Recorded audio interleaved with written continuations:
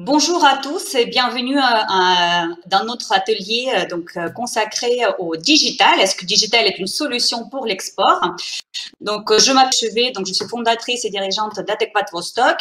Nous sommes trois sur cet atelier. Donc, nous avons Jonathan Ahmed. Bonjour. Et Dorothée.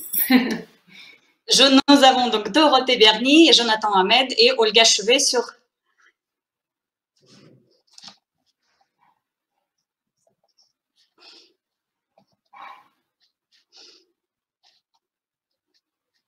Tu peux continuer, Olga, on t'entend.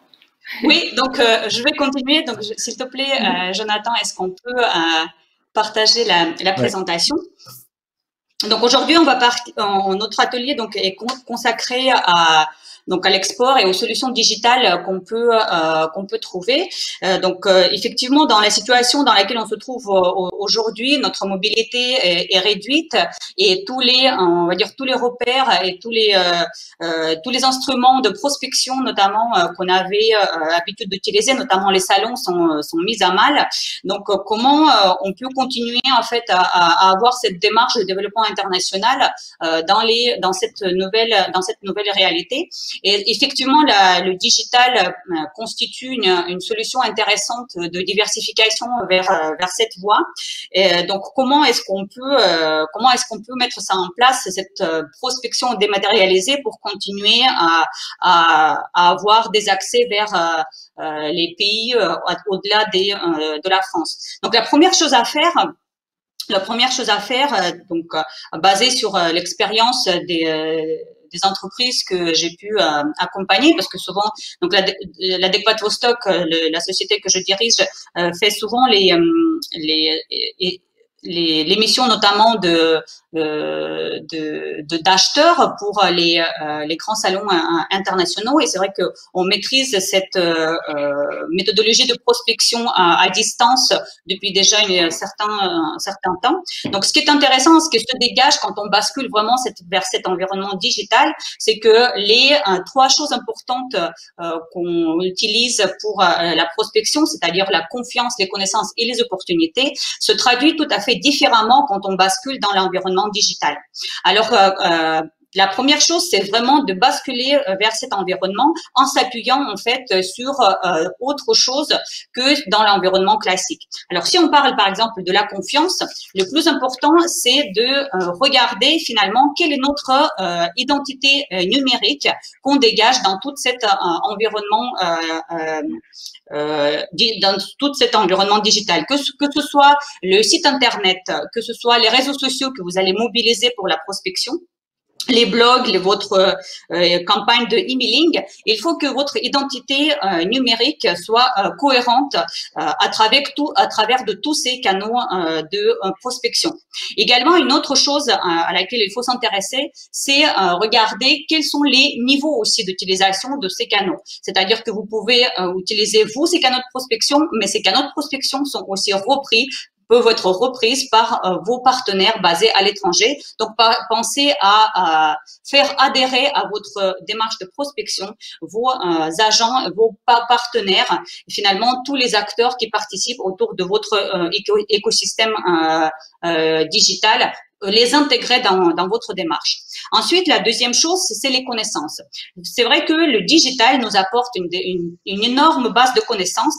Il faut avoir cette capacité, d'une part, d'aller chercher ces connaissances tout en restant en France. Donc, les connaissances par rapport aux habitudes de consommateurs qui sont différentes dans les pays, les connaissances par rapport au fonctionnement des pays, à son environnement législatif. Vous avez donc une mine d'informations à gérer, mais vous avez aussi les informations à mettre à propos de votre entreprise, à propos de votre offre. Donc, pensez à tout ce qui est langue, à tout ce qui est méthodologie de recherche.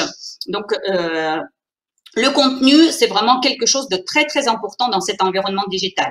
Et enfin, donc, on arrive au troisième point, donc c'est les opportunités. Ce qui est important dans les opportunités, dans la détection des opportunités, c'est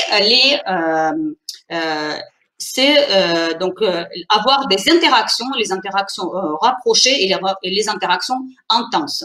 Donc justement, le digital vous apporte cet avantage puisque le digital marche 24 heures sur 24 et donc n'a pas de frontières. Il vous permet d'installer cette interaction assez dense pour pouvoir détecter et exploiter finalement ces opportunités. Donc finalement, comment on peut mettre en place, à quoi il faut penser quand on met en place sa prospection dématérialisée. Donc d'abord, c'est quoi finalement donc la prospection? Juste pour rappel, la prospection, c'est la capacité de percevoir et exploiter les opportunités sur le marché étranger, tout en restant donc en France ou en faisant ça à distance. Donc, la première chose à faire, c'est de se poser la question, quels sont les canaux de prospection que vous allez pouvoir choisir? Ça dépend fortement de vos objectifs et des pays que vous allez vouloir aborder ou prospecter. Donc, bien évidemment, il y a une notion de langue. Bien évidemment, vous allez pouvoir, par exemple, choisir des plateformes, des réseaux sociaux qui sont différents en fonction des pays. Et ce qui est intéressant, c'est qu'il n'y a pas un seul canal de prospection à mobiliser. Pensez à combinaison en fait de ces différents canaux de prospection en mobilisant à la fois et les réseaux sociaux. Vous savez que les réseaux sociaux, par exemple, l'utilisation des réseaux sociaux un petit peu partout dans le monde a bondi depuis le Covid à peu près de 10%.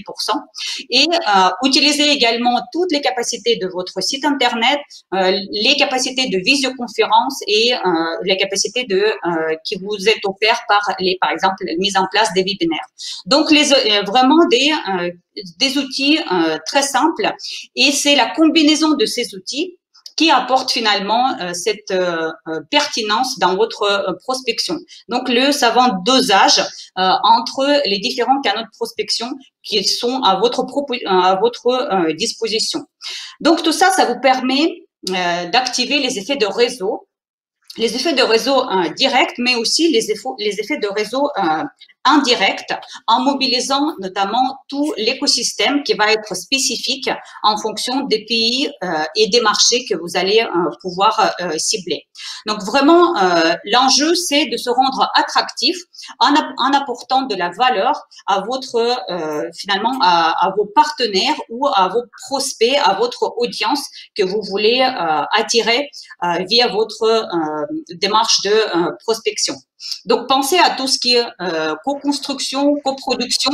Donc, en se basant sur l'expérience personnelle, je peux vous dire que les prospections qui ont le mieux marché, c'est les prospections qui étaient conduites en coproduction avec quelqu'un, avec tout ce qui est démarche, par exemple, d'introduction et de recommandation. Ensuite, une autre chose qui est très importante, c'est de maîtriser la méthodologie en fait de recherche. Il faut que votre audience ou les clients que vous voulez atteindre puissent aussi vous trouver facilement dans tout cet environnement digital, mais aussi il faut que vous ayez la capacité d'aller les chercher en utilisant pour ça donc les mots-clés et par exemple les hashtags. Donc quelque chose de très facile à mettre en place pour vous, pensez à le faire, c'est de constituer par exemple une liste des mots-clés et des hashtags en plusieurs langues, par exemple en français, en anglais, en espagnol, voire en chinois, en fonction des marchés que vous visez. Constituer donc les mots clés et les hashtags et les classer. Quels sont les mots clés que vous allez pouvoir utiliser pour rechercher les informations, mais aussi les mots clés qui vont être utilisés par votre audience, par vous trouver. Donc, ce sont vraiment deux catégories de mots clés qui sont vraiment différents. Et enfin, pour pouvoir convertir et pouvoir embarquer votre audience ou vos prospects avec vous, pensez à interagir et réagir immédiatement si vous voyez des signaux d'intérêt qui provient de vos prospects potentiels rapidement. Donc, l'essentiel, c'est de basculer rapidement dans cet environnement digital vers un contact plus rapproché, plus téléphonique, par exemple, reprendre donc la main pour voir la personne et pouvoir communiquer par la voix avec les prospects. Donc, bien évidemment, l'objectif, c'est pas être tout digital, et le digital ne remplacera pas à 100% le contact physique. L'objectif, c'est plutôt de pouvoir commercialiser et vendre vos produits ou vos solutions. Donc, c'est pas tout d'être digital, mais il faut savoir aussi prendre la main et passer au contact physique. Maintenant, je vais passer la parole donc à Jonathan qui va nous parler des risques numériques qui sont bien évidemment présents quand on s'inscrit dans cette démarche de prospection et relation client à distance. Merci Olga. Je vais commencer par me présenter rapidement. Je m'appelle Jonathan Ahmed, donc je suis dirigeant et fondateur de la société UC, un cabinet spécialisé dans la protection des données. J'ai travaillé plus de 15 ans pour la sécurité et la protection des entreprises dans un contexte international, que ce soit dans le public où j'ai commencé et fait mes armes, ou dans le privé. L'expertise de UC, c'est de traiter de sujets liés à la cybersécurité sans s'occuper de la technique. En effet, et tout simplement, UC s'occupe de l'humain en l'intégrant dans la stratégie de protection de l'entreprise pour compléter les mesures techniques existantes. Très rapidement, sur la transformation de nos modes de communication. Pour tous, c'est une évidence. À mon avis, largement partagée. La digitalisation est en train et va continuer à transformer le monde et nos modes de prospection. Alors, anticiper les risques, c'est quoi? Tout d'abord, anticiper les attaques informatiques. Savez-vous que 90% des attaques informatiques sont générées par l'homme? Et oui, environ 90% des attaques informatiques débutent dans vos emails, dans vos boîtes de réception. Si on entend souvent parler des attaques informatiques des grandes sociétés, malheureusement, toutes les entreprises sont concernées par ce phénomène, y compris les TPE et PME qui communiquent peu, voire pas, sur les problématiques qu'elles rencontrent. Pourquoi toutes les tailles d'entreprise sont-elles concernées? Généralement, il est quand même plus facile d'accéder aux données d'une TPE ou d'une PME pour un hacker que d'un grand groupe du CAC 40. Celles-ci, il est forcé de constater que celles-ci sont moins protégées, moins sensibilisées et donc plus faciles à attaquer. En 2020, le coût moyen d'un incident s'élevait pour une TPE-PME à 35 000 € par incident, alors qu'en 2019, le coût moyen était de seulement 9 000 €. On comprend qu'avec de tels chiffres, les cybercriminels s'organisent et ont encore beaucoup de beaux jours devant eux. Un des avantages de leur business, c'est qu'avec le numérique, les frontières elles disparaissent. Ensuite, les autres risques, la perte, le vol de données ou la prise en otage de vos données, mise en lumière par ces fameux ransomware. Ce logiciel malveillant, souvent transmis via vos emails, qui vient chiffrer, crypter vos données et les rendre inutilisables. Il faut savoir que cette typologie de risque a bondi de 50% au niveau mondial cette année, notamment en raison de la crise du coronavirus, liée au coronavirus. Les attaquants usent bien souvent de faiblesses humaines pour accéder à vos données. Aujourd'hui, ils n'hésitent plus non plus à les diffuser. Certains diront, c'est pas grave, j'ai rien à cacher. Cependant, c'est votre confiance qui est attaquée, la confiance que vous avez construite grâce à votre identité numérique et qui, comme l'a souligné Olga tout à l'heure, est primordiale pour prospecter digitalement et commercialiser sur Internet, sur le net. Je souhaitais également vous parler de fraude, en basant très rapidement sur une étude récente qui a été réalisée par le cabinet PwC. Pour ceux qui ne connaissent pas, c'est un cabinet de référence internationale d'audit, d'expertise comptable et de conseil.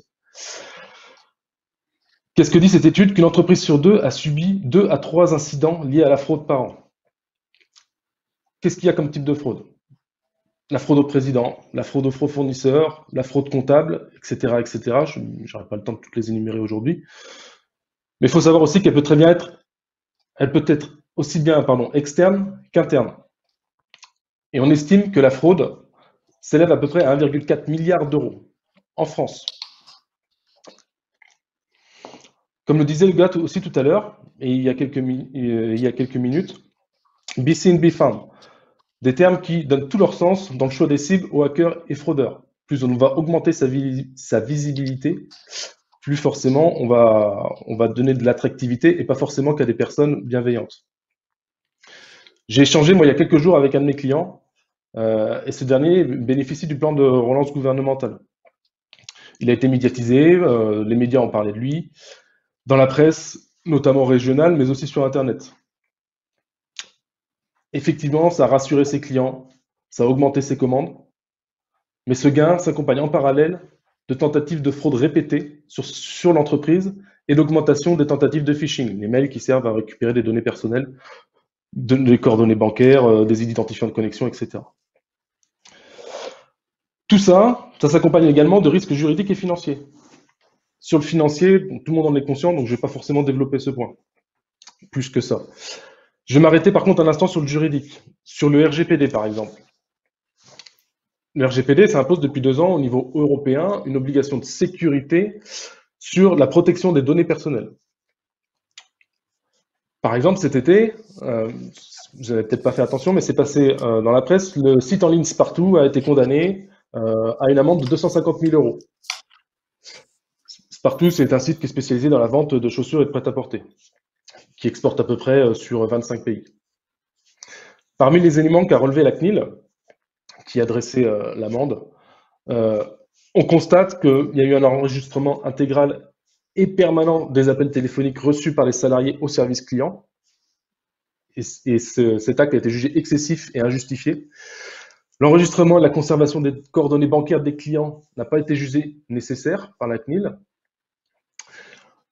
Et enfin, cette dernière a également relevé qu'aucune durée de conservation des données des clients ou des prospects n'avait été mise en place par la société. Autre fait récent qui relève aussi du juridique, qui date il y a quelques jours, du 25 novembre, la chambre criminelle de la Cour de cassation a rendu un arrêt. Donc là, je vais citer, une société absorbante pourra faire l'objet d'une condamnation pénale pour des faits constitutifs d'une infraction commise antérieurement à une opération de fusion-absorption. En d'autres termes, et pour faire plus simple, les acquéreurs de sociétés sont désormais responsables des fraudes des sociétés qui vont être acquises.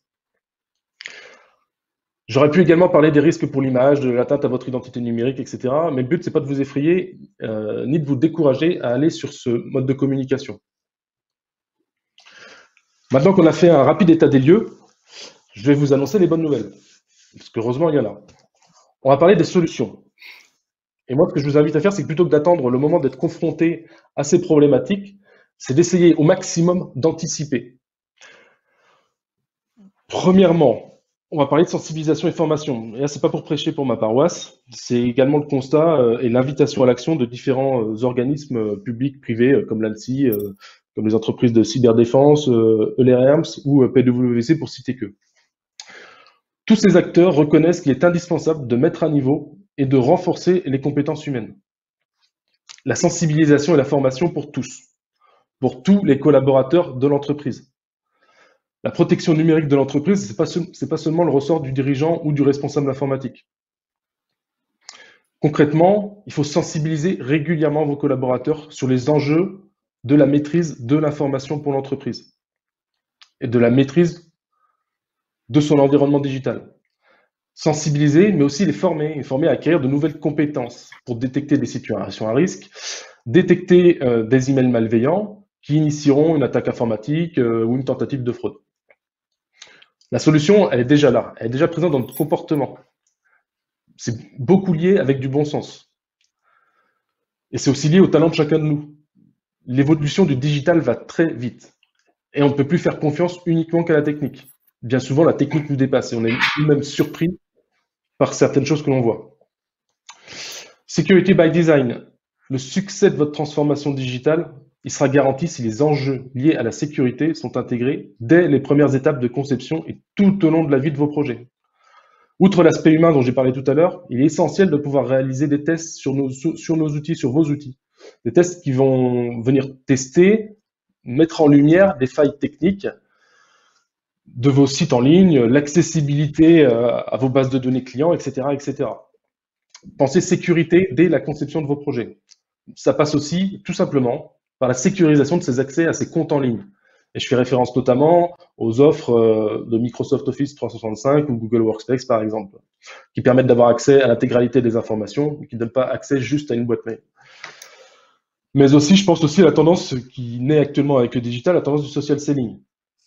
Pensez à sécuriser l'accès à vos réseaux sociaux et aussi à contrôler l'accès donné aux collaborateurs pour l'animation des pages entreprises, par exemple.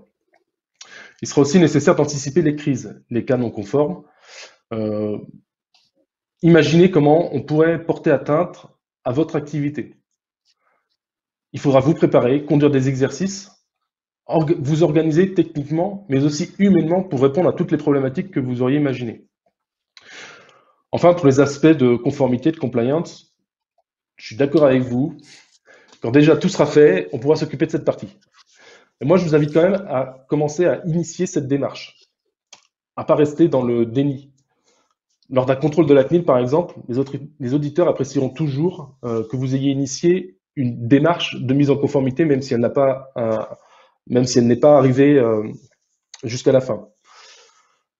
Et un dernier conseil, n'hésitez pas, faites-vous accompagner et concentrez-vous sur le développement de vos activités. Il est vital aujourd'hui de se transformer, de s'adapter à ces nouveaux modes de communication. Et du coup, il est aussi indispensable d'anticiper les risques, les identifier et d'initier des démarches pour s'en prémunir. Le digital, c'est sans conteste une véritable opportunité. C'est ce qui nous permet de discuter avec vous aujourd'hui. Ça nous permet de nous rapprocher, d'innover, d'inventer et de se développer. Et du coup, je vais laisser la parole à Dorothée qui va nous expliquer tout ça. Merci Jonathan. Bonjour, donc je suis Dorothée, je suis la responsable marketing de YouWine. Alors YouWine, c'est une société de négoce une nouvelle génération.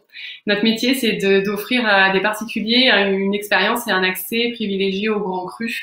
Donc on est un négociant basé à Bordeaux, petite entreprise et qui a un petit retour d'expérience à partager avec vous par rapport au digital.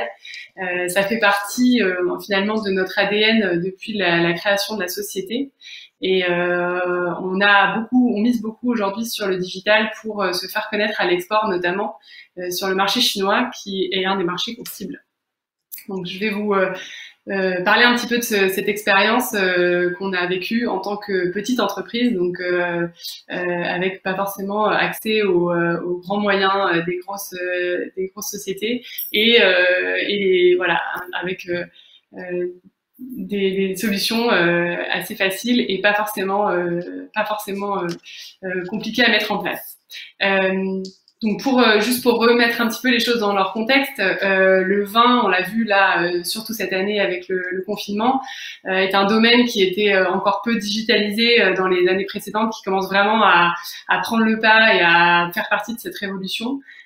Aussi bien au niveau des producteurs qu'au niveau de la filière, au niveau des entreprises et des sociétés qui se créent, des concepts et des startups qui émergent dans cet écosystème. On a notamment la création de la WineTech depuis un an, cet écosystème qui rassemble plusieurs entreprises qui sont innovantes dans le monde du vin et qui sont axées tech et a fortiori digital. On a aussi des plateformes qui s'ouvrent. On a un énorme succès du vin en ligne, bien sûr en France déjà depuis de nombreuses années, mais par exemple aux États-Unis avec une plateforme comme moi qui fait aujourd'hui 100 millions d'euros de chiffre d'affaires sur ce marché-là. Donc on voit vraiment que le vin s'adapte et se met dans le pas du digital. Il y a pas mal de choses à faire vivre. Il y a un côté très convivial autour du vin, donc il est parfaitement adapté à ce côté digital. Et lorsqu'on est dans ce secteur, on peut penser que c'est pas forcément évident, et alors qu'en fait, il y a pas mal de possibilités qui existent. Et nous, justement, chez YouWine, on a plongé dans cette tendance et on a vraiment essayé de l'exploiter au maximum. Donc le premier élément, si Jonathan tu veux bien passer à la slide d'après, merci.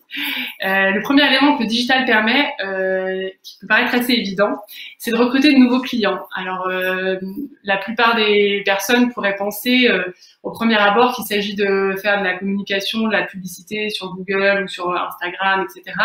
Et en fait, en fonction des pays qu'on cible, on peut recruter des nouveaux clients en ayant une stratégie un petit peu plus ciblée. Par exemple, sur la Chine, donc nous qui est le principal pays qu'on a ciblé, on a essayé de comprendre comment fonctionnaient les réseaux sociaux dans ce pays, notamment grâce à WeChat, qui est un écosystème hyper utilisé en Chine, qui est vraiment l'application numéro 1 où tous les Chinois consomment, dépensent, divorcent, achètent, se divertissent.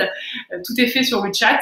Et donc l'idée, c'est que on peut, grâce à ce réseau social ultra large et ultra performant, même par rapport à Instagram, Facebook ou d'autres réseaux sociaux plus compartimentés en Occident, WeChat permet beaucoup de choses.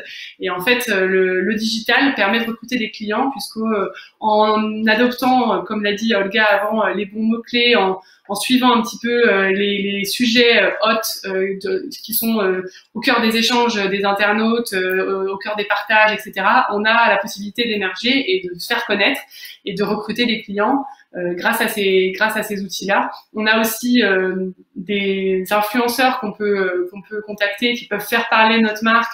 Enfin, ça, c'est quelque chose de très puissant, surtout dans ces pays-là. Ces personnes ont des followers par milliers ou par millions, et il suffit qu'elles puissent parler d'une marque ou faire un live, j'en parlerai après, pour faire connaître sa marque et commencer à susciter la curiosité et amener ensuite des clients à devenir des followers, à devenir clients de votre marque. Donc le recrutement est quelque chose de particulièrement adapté aux réseaux sociaux. On le voit aujourd'hui sur Instagram, la fonction de live est très développée. C'est beaucoup développé, bien sûr, pendant le confinement, puisqu'il fallait divertir les gens, il fallait apporter quelque chose de différent, de nouveau. Et les réseaux sociaux ont cette capacité à apporter ça. Et on a vu beaucoup de marques qui ont proposé finalement autre chose que juste vendre leurs produits. Et ça, c'est un axe qui peut être aussi intéressant à l'export. C'est de arriver à faire parler de sa marque d'une manière différente et apporter du contenu divertissant, pas seulement mettre en avant son produit en vantant ses mérites, en vantant ses caractéristiques, en mettant une promotion. On peut aussi parler d'un sujet du moment, proposer des réflexions sur la vie, sur le sport, proposer des cours de sport, des cours de yoga, des lives avec des intervenants, avec des journalistes, des philosophes, enfin tout un panel de choses finalement qui est beaucoup plus large que la seule vente pure et dure. Et les réseaux sociaux permettent ça, et ils permettent aussi d'aller chercher des clients, pas forcément avec la valeur ajoutée de sa marque, mais avec une ambiance, un environnement, un lifestyle en fait propre. Le deuxième élément, c'est que le digital permet de faire vivre des expériences. Et ça, c'est quand même assez incroyable. Quand on est dans son canapé avec son téléphone, on peut vivre une expérience à travers les lives. Et c'est quelque chose qu'on a, nous, beaucoup développé chez YouWine. En fait, notre objectif, c'était d'arriver à faire connaître notre marque auprès des wine lovers chinois. Donc, leur apporter quelque chose de nouveau et de différenciant, puisque le réseau physique traditionnel en Chine, les distributeurs classiques, nous les disruptons. Comme on est un négociant, on vend direct aux clients, donc on a vraiment pour objectif de le cibler directement.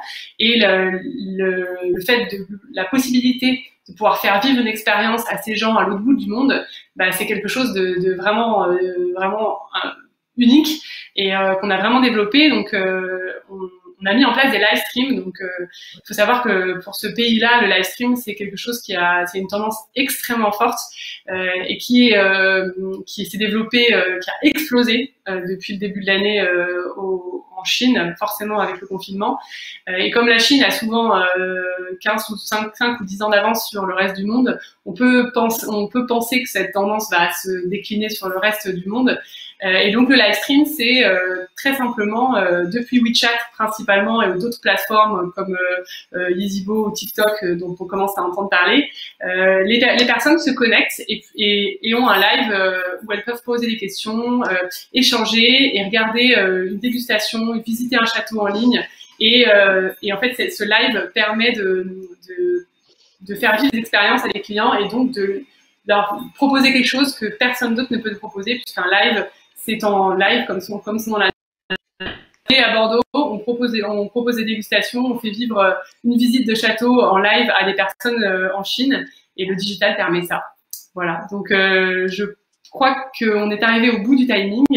Je ne sais pas s'il y a des questions qui ont été, j'ai regardé sur la plateforme. Olga, est-ce que tu as des questions Oui, il y a une question sur quel support faites-vous des live streams en Chine?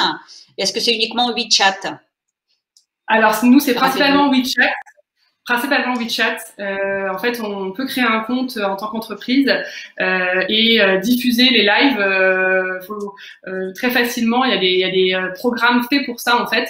Et vous avez aussi des plateformes dédiées au live stream qui sont, elles, ouvertes à n'importe qui. On n'a pas besoin de suivre un compte WeChat pour pouvoir, comme sur Facebook, pour pouvoir accéder au live, s'abonner à un compte. Il y a des plateformes publiques comme TikTok ou Yeezibo qui permettent de faire des lives que n'importe qui peut regarder, en scrollant et en cherchant les infos. Merci Dorothée et merci beaucoup à vous tous d'avoir participé à notre atelier. Vous avez nos coordonnées, nous sommes à votre disposition. Vous pouvez nous contacter, Dorothée, Jonathan ou moi, pour vous aider, continuer à échanger, mettre en place votre stratégie digitale dans ce développement international, dans le contexte un peu complexe. Merci beaucoup à tous et à bientôt. Merci. Au revoir. Merci.